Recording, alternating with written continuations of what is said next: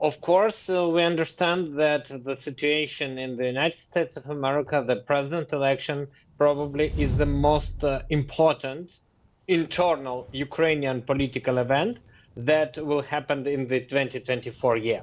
So, from the person of the winner of that election, we understand actually what support of Ukraine will be. If Kamala Harris wins, it means practically the same level of support that we have under the current administration. In case of Trump winning, it will be much larger variance. It could be either stop of support at all, or it could be even a larger support. Much will depend on the person who will be appointed as the person who let's say it so special, who will be special representative of the United States of America on Ukrainian case, as it was under first President Trump term when Kurt Volker was responsible for that. Much will depend on this figure and, of course, of that decision. So Ukraine as whole world waiting for the 5th of November elections. President Zelensky and of course, coming up presidential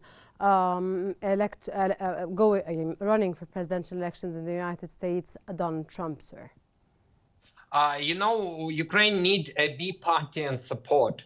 That's why we don't want to repeat mistake that Ukraine made in 2016 when whole Ukrainian elite built a relationship with Hillary Clinton without any connection with Donald Trump.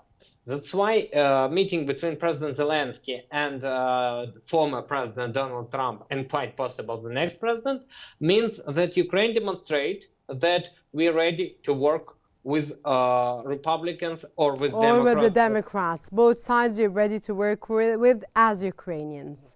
Yes. So this was the reason behind the meeting. Absolutely, because it's demonstrations that we are ready to that variant and we are ready for variant of Kamala Harris win. So preparation for both variants of winning person who wins this race.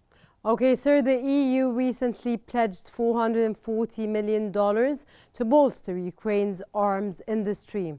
How do you view the effectiveness of this investment in enhancing Ukraine's self-sufficiency in defense, especially given Europe's own limitations in weapons production? Of course, the fact that Europe became more engaged in the war of Russia against Ukraine, because if we return to 2022, Ukraine received large support from the United States of America, from the United Kingdom, but support from the European Union countries was, compared to them, not so strong. Now we see that Europe become more active player. European Union understand more serious threats directly to them. That's why they increase the level of their support. Yes, there are a lot of limitations, but it means that we should discuss it with our partners, that we should explain to them that they need Ukrainian victory, as actually the German Council of the Foreign Affairs at the end of 2023, in their report, they wrote a phrase that in case of Ukrainian loss, if Ukraine loses war, the war between Germany, because it was German Council,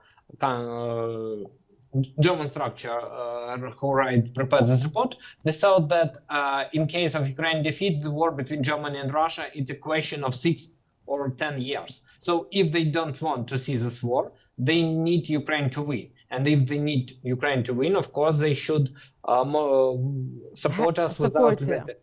Sir, with Ukraine witnessing a war with Russia for over 2 years, how do Ukrainians feel at this point, sir?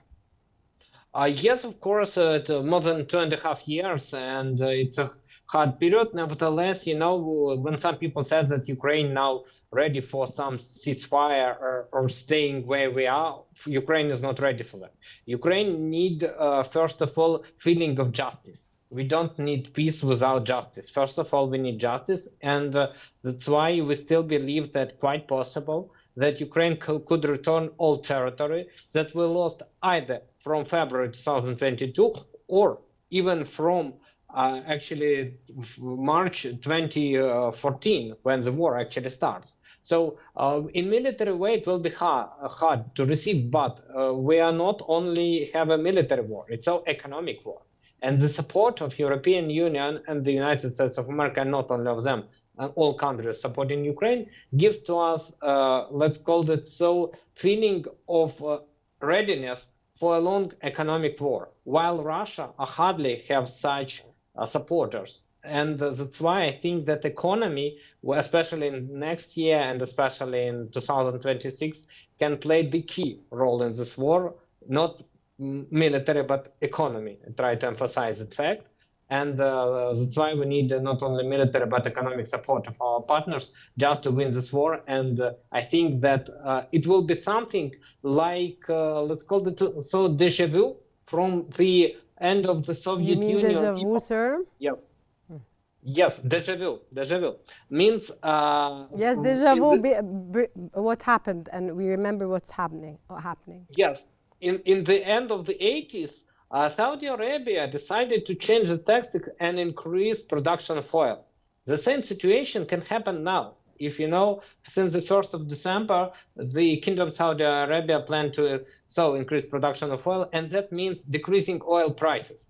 For Russia economy, 73%, it means oil and gas export.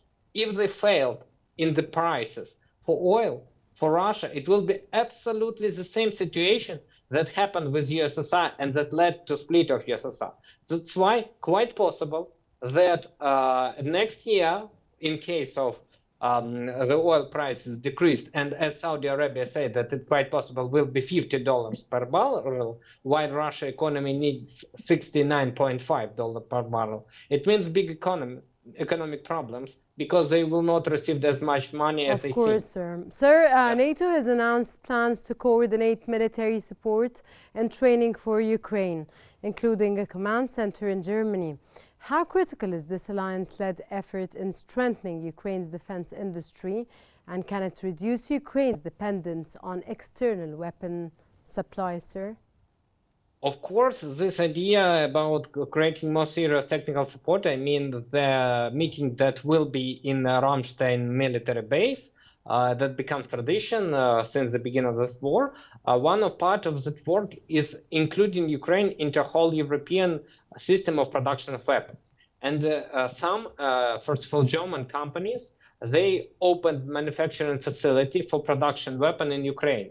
And as more weapon will produced in Ukraine, will be produced in Ukraine, the less dependence will be from the other military sources, as Ukraine will produce more. And without the help of our European partners, I think that quite possible that Ukraine can organize production of some kind of weapons. And that so. When do you think, sir, this is imminent for Ukraine to produce weapons? I think yes. I think that Ukraine now searching ways of increasing production of weapons.